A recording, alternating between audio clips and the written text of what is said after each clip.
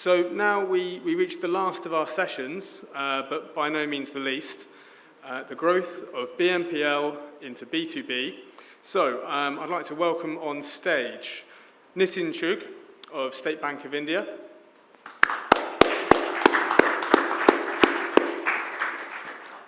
and Rajiv Janjanam of RBL Bank. And the session will be moderated by our colleague Gaia Lamperti, who's reporter, global markets from the IBS Intelligence London team. Good afternoon, everyone. Thank you, Tim, for the introductions and welcome. So as we just mentioned, for our last session, we are going to discuss one of the hottest markets in fintech right now, which is buy now, pay later. The sector is growing at an incredible fast pace. Just to put some figures out there, India's buy now, pay later market is estimated at 3 to 3.5 billion today, but it could potentially grow to 45 to 50 billion by 2026. Much of this growth has been happening in the last 2 years, but the model has been around for quite some time. So I'd be interested in learning from you, Rajiv and Nitin. When was the first time you heard about buy now, pay later, or when did your organizations started engaging with this model? Nitin? Okay.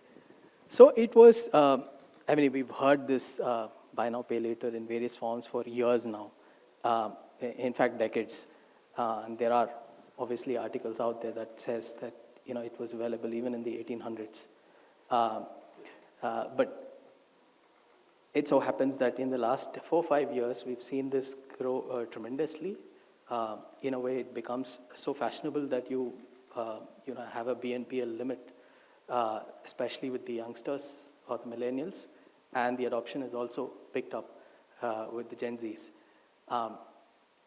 My tryst or our tryst at the bank with buy now, pay later started 4 or 5 years back when we wanted to do something for the merchants, essentially the ones who were making purchases from wholesalers and wanted to get that financed, for maybe 15 days to 30 days. And it wasn't really called as buy now, pay later then, but essentially the structure was more or less similar. The only difference there was, there was a little bit of interest rate or a fee that they had to pay for that 15 days of credit. But now that seems to have vanished, especially when it moves to the consumers.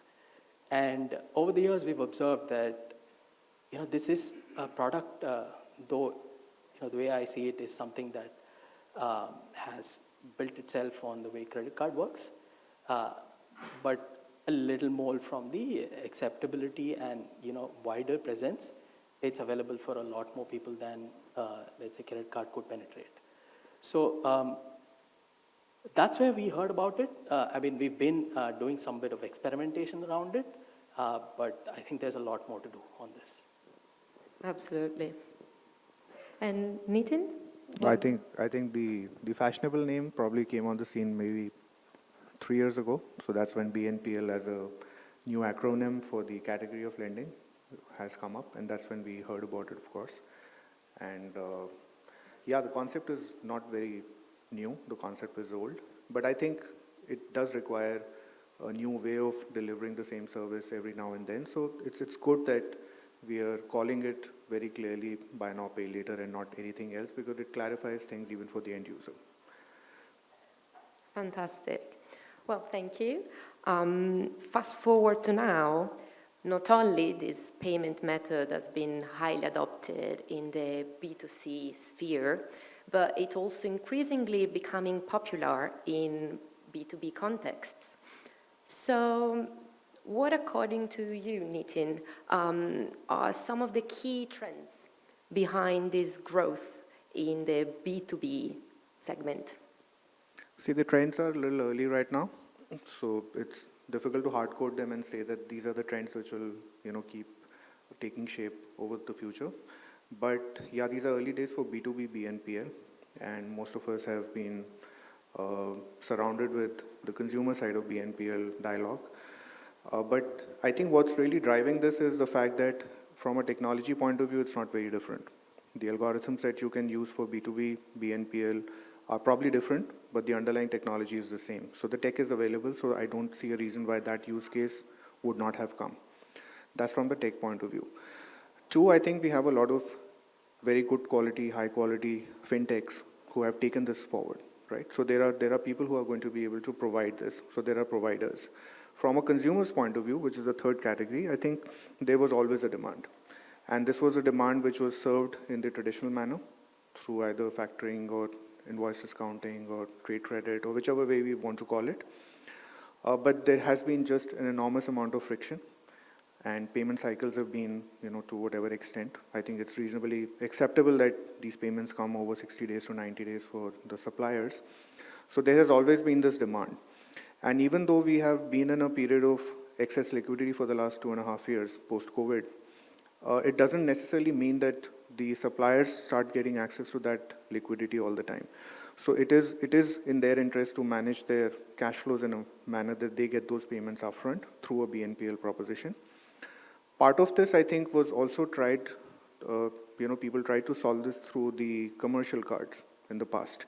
And commercial cards have also had a very strong use case for, let's say, fleet cards or, all kinds of other purchasing that happens, on a B2B basis. But then cards get restrictive because of the interchange. Cards get restrictive because of acceptance. And they also get restrictive because of the lower penetration, especially in a market like India. Like in US, many years ago, even the Fed used to buy, the government entities used to buy a lot on commercial cards. And it was quite common. In South Africa, it was very common. But I think that phase is probably over. BNPL seems to be replacing cards. Like in the consumer side, they're adding a new category of the excluded ones. On the B2B side, it seems that they're coming up with an alternative to cards, which could be, more, higher on the price point side. But because the tech is available, because the demand is there, because it's a need which has not been met completely, I think these are the reasons why this is taking shape. And of course, the best thing is that we have a lot of providers now in the form of fintechs, and banks are also not far behind. Fantastic. Rajiv, do you have anything to add on this point? Or? No, I think Nitin covered it perfectly. Fantastic. Well, so we are at the Payments and Lending Conference, and Buy Now, Pay Later is often defined as a payment method, but we could argue is closer to a lending product. So Rajiv, you have expertise in digital lending. So how would you compare Buy Now, Pay Later to other products like term loans or credit cards, as we mentioned? Being a banker, I'll first call it as a credit product than a payment product. Payment product essentially comes in when you're actually deploying that credit. So when you're underwriting a borrower for BNPL, there are multiple ways in which you can do it. If you want to try it out by not really having strict filters and give small and then grow later on that particular borrower, that's another way to look at it. But essentially, if you do not underwrite it properly by taking adequate information about the borrower, then it remains a risky portfolio to hold. Okay, comparing it to term loans, first of all, is way off. Term loans are very different. Term loans are availed by sufficient documentation. There is time taken before, let's say in the segment of businesses, it doesn't happen instantly. For consumers, yeah, you can give a term loan instantly, but for businesses, it doesn't happen instantly. And in term loans, there's no concept of pay for what you use, right? So you take a bulk and then use it as you need, but you're paying for the entire term in form of interest, right? But when it comes to credit cards, I think, they've taken the best of credit cards and then made it a little better in a way to look at it. And, of course, how is it very different from a credit card? Today, BNPL is offered to almost everybody, right? So new to credit, someone who's thin file, as in he doesn't have too much of credit history. you start them off at 3,000, 5,000 kind of limits, and then through various, repayment cycles, you realize that, he's a little more creditworthy than what we thought in the initial phase, and therefore up the limit at a later point in time. So that is where it differentiates. Second is, credit card penetration is fairly low. We heard Suhail in the previous one say that it's around 4% or 4.5%, right? But BNPL is fast catching up. It may not replace credit cards. Credit cards will continue to grow, but this is something that's going to be there. And whether it will remain the way it is right now, or there'll be some kind of regulations which will alter the way it works, but it's there to stay. And it's shown. Last few years of data shows that, it's a product that is essentially required for consumers. Its penetration into B2B purchases or B2B e-commerce has been picking off for the last maybe year and a half. There are very few players right now, but there is an absolute use case there, and I see that as becoming something more important rather than just another option, but becoming an essential option for them for businesses. Fantastic, and you made a great point because you were saying how inclusive this model is. It's available to everyone and it's becoming very popular. So Nitin, you've touched upon some of its benefits for the merchants, and currently Buy Now Pay Later forms about 2% of the total retail, and this was taken from the annual BNPL report by Just Money. And if I think of benefits for merchants and buyers, I can think of high volume of transactions, improved cash flow, short-term financing, of course. But what are some of the others, long-term benefits that this model offers in B2B? I think, of course, these are the need-based benefits that the overall business can address in any case, right? So there is a need for working capital. It addresses that on the seller side. There's a need for the buyer to be able to pay in time, to be able to leverage the inventory, or to be able to use the funds appropriately, or whichever way. I think it makes a lot of sense for them also. But I think the larger benefit is really going to be in terms of including many more people who are so far either in the informal category or they do not have evidenced documents to show that they can actually be eligible for credit the traditional way. So as and when these people, because if they are moving towards any kind of digital buying, which presumably a lot of people have already moved to, even if they are smaller enterprises, there is enough and more data that's getting left behind, even though their files might be thin on the bureaus. So using that data, and that is where the tech part comes in, it is possible now to be able to lend to those people and include them in the formal credit cycle, credit category. And that hopefully will build, greater demand for formalized credit rather than the informal credit or, the high rates of credit that they have access to right now. So very clearly, I think this certainly broadens the overall formalization agenda. It addresses the formalization agenda and broadens the overall scope of the informal category of businesses that can participate in this. From the seller's point of view, I think it's reasonably clear.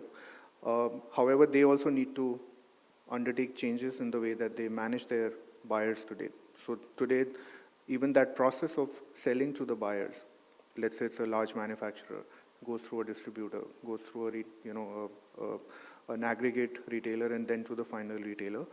That whole process today is reasonably traditional. Yes, they've started using a lot of tech in terms of, tablets, etc. But most of the sales process is still very, very people dependent. Okay? So as and when the sales process starts to get transformed, then there is more data that is left behind. And that hopefully will create new categories which are just not the logical trade-led categories that, okay, here is a category of people who sell ready-made clothes. Here's a category of people who sell stationery. Here's a category of people who sell, let's say, grocery. But there is a possibility to start customizing solutions for these people on the basis of the data that can be left behind in the whole sales process. So I think there's a good chance that the tail will wag the dog in this case, because you're starting from the last mile here, excluding the consumer, but you're starting from that point onwards, and then modernizing and digitizing the entire upstream workflow right up to the manufacturer. And once that happens, then, together with GST and everything else, then we've arrived at a point where, everything can be decided very quickly. Data is there for everybody to use, and people don't have to be given solutions which are just cut out for a certain category or a certain trade category, rather than, they would be customized to the extent that individual cash flows and all of that really reflect the creditworthiness. Now that hopefully, in the long run, will help us from getting exposed to higher credit costs, because then the underwriting is hopefully going to be a lot more responsible. So I think there are short-term benefits which are very clear, which are the reason why the use cases come about. There are medium-term benefits, but in the long term, I think we are looking at responsible lending and responsible borrowing on the back of technology in a manner that it is suited mostly on a segmentation of one.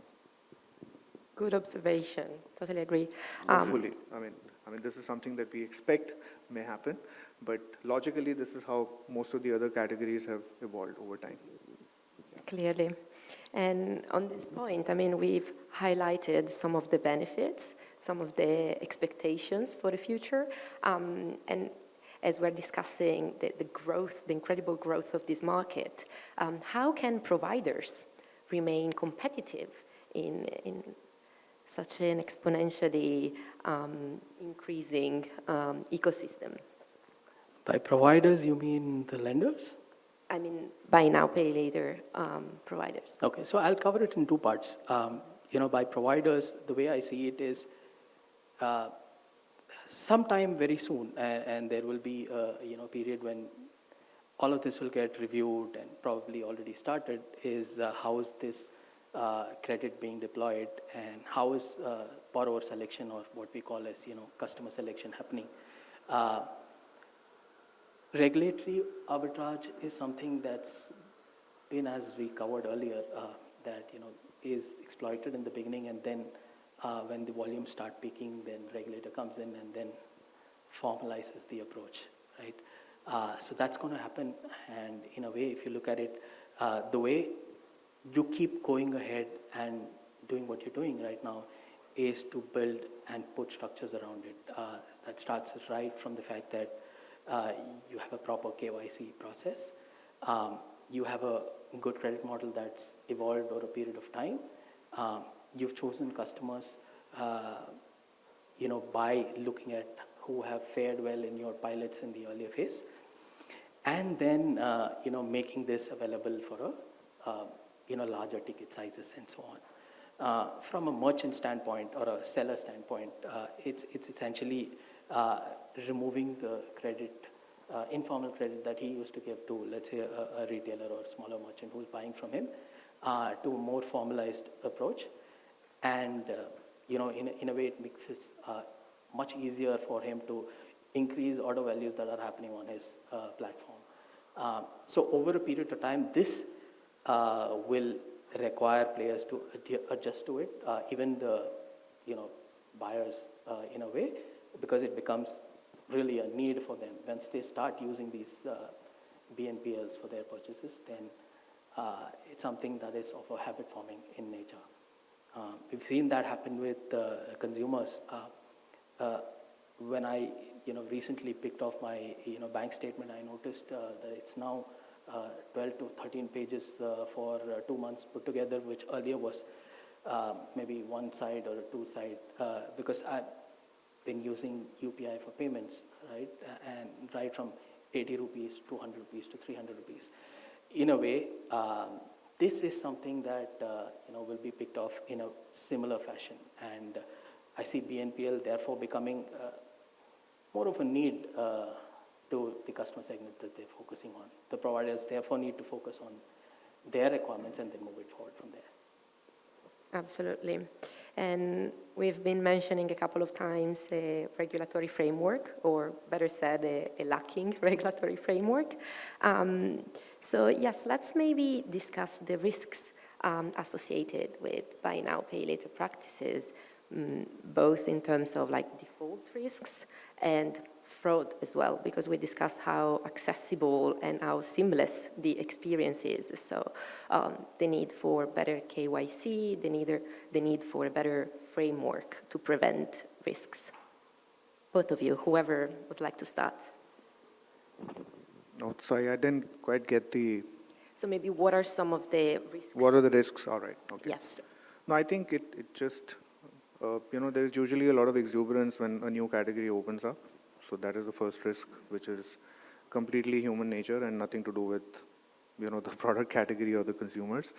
So that's why, I did mention responsible lending, because we have seen many times, many accidents happening only for the fact that, people have not exercised caution. The second thing is also the crowding out of the market. Usually what happens in a certain category that opens up, some narrow segments start to show good performance. And then everybody thinks that that is the place for the gold rush and everybody goes there. And that category just outlives itself and becomes the poorest category over a period of time. It's happened with many, many, many credit cycles, and many markets have got spoiled, many categories have got spoiled, only for the fact that there is little rationalism when people decide to go into those markets. So I think prudence is most important. Responsible lending is most important.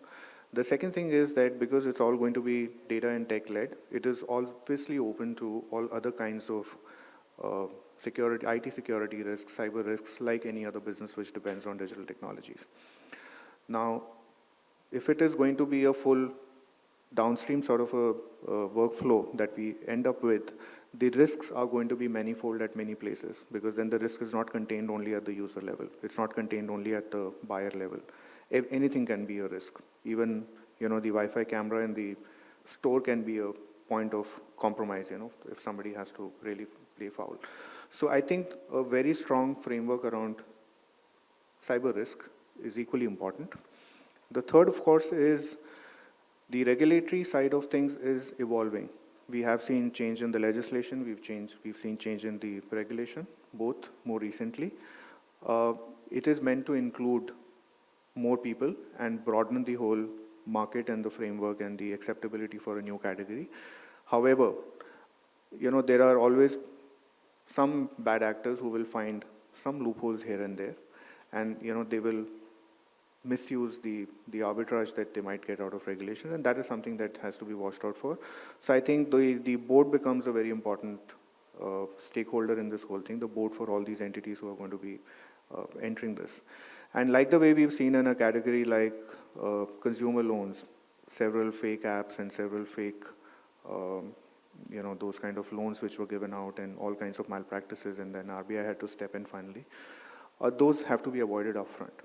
So we shouldn't be going down the path that we make the same mistakes, take the same measures, and then decide that no, we will not learn from our past mistakes.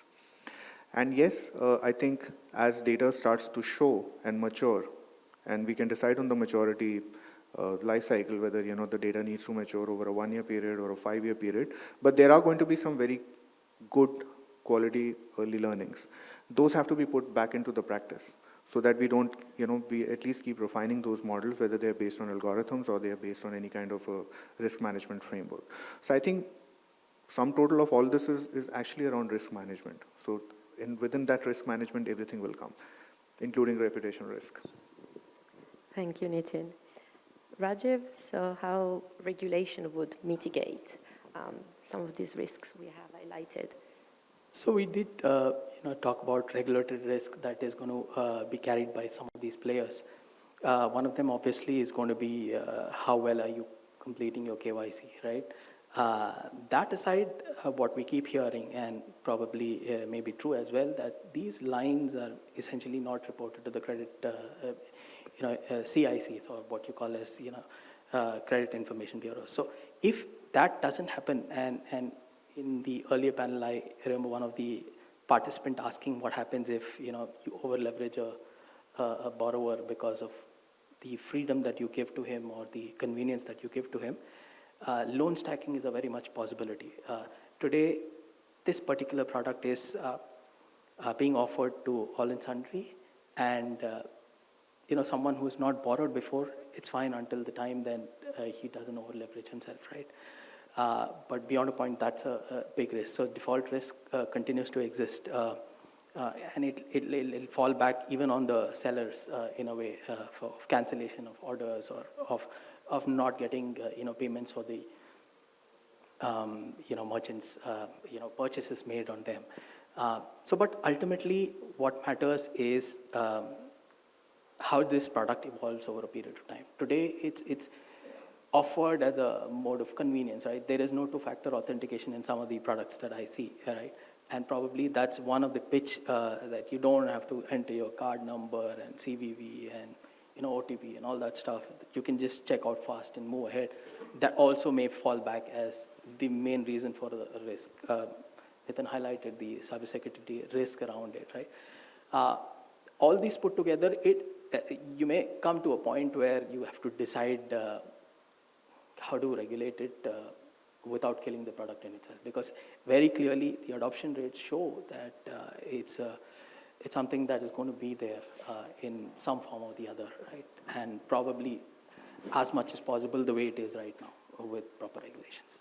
Yeah, it's a thin line between regulating it and putting up some barriers that would kill the frictionless experience and yes, the benefits we've been mentioning.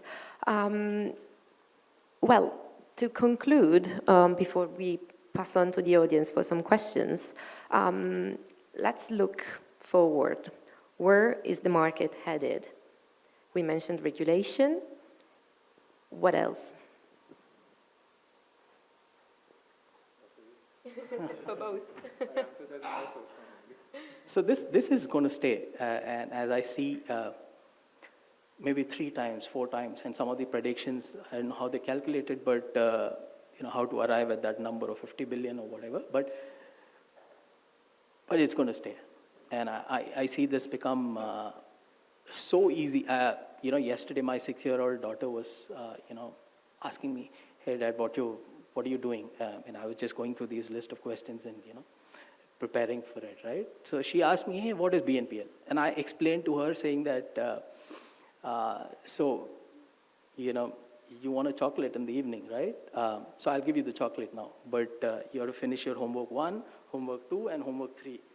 Maybe you can do half of it now, half of it because the weekend is coming, but before Sunday night you have to finish it, okay? So that's in the definition, the way I explained to her, that is BNPL. So I see this being adopted, and probably the age, I saw in the Zest Money report that, 18 years plus people have started using it, and there's quite a bit of adoption there, right?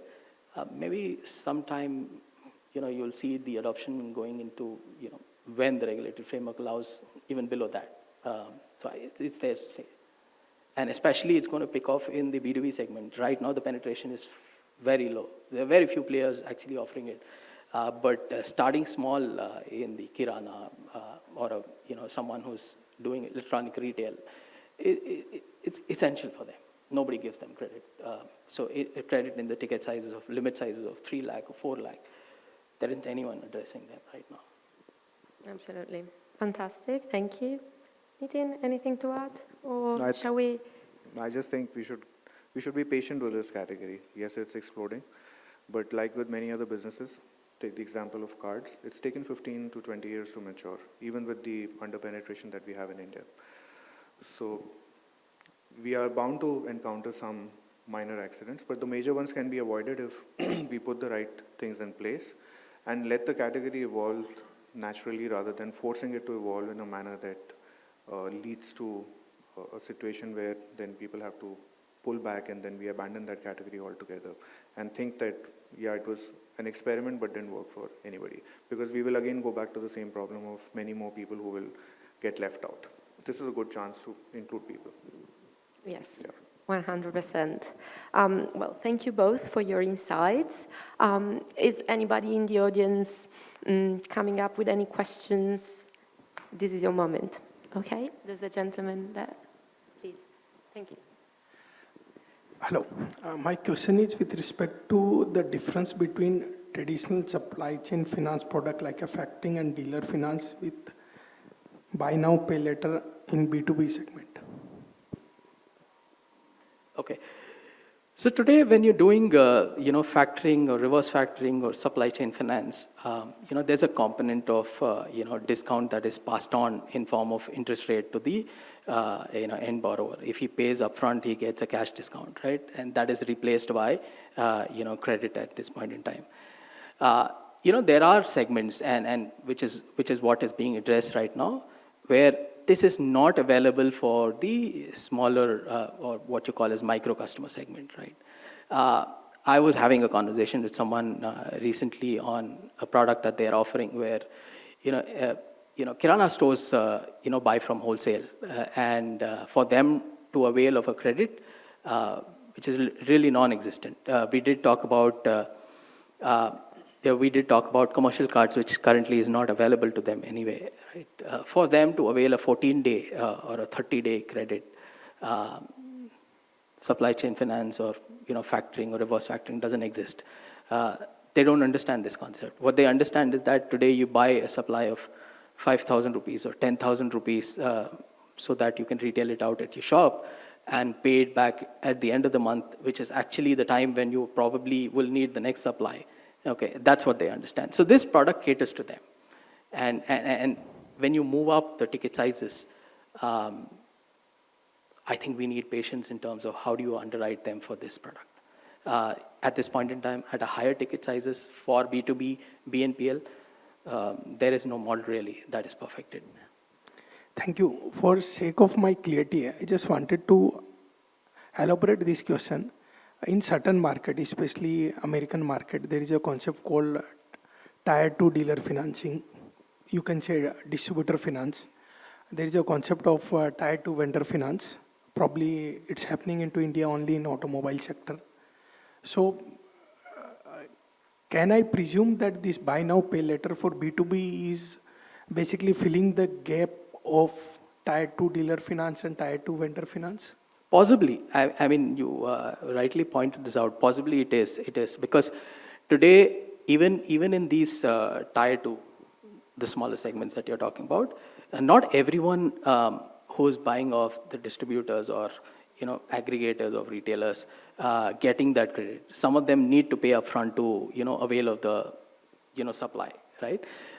For them, that is a necessity, and they need to see why someone else is getting it and they're not getting it, right? So this fills that gap, and therefore, maybe partially it's actually filling that market that you're talking about. Any more questions?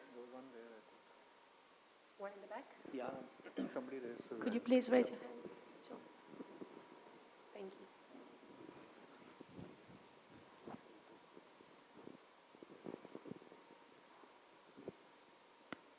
Very good evening, Mr. Rajiv and Nitin and all the audience here.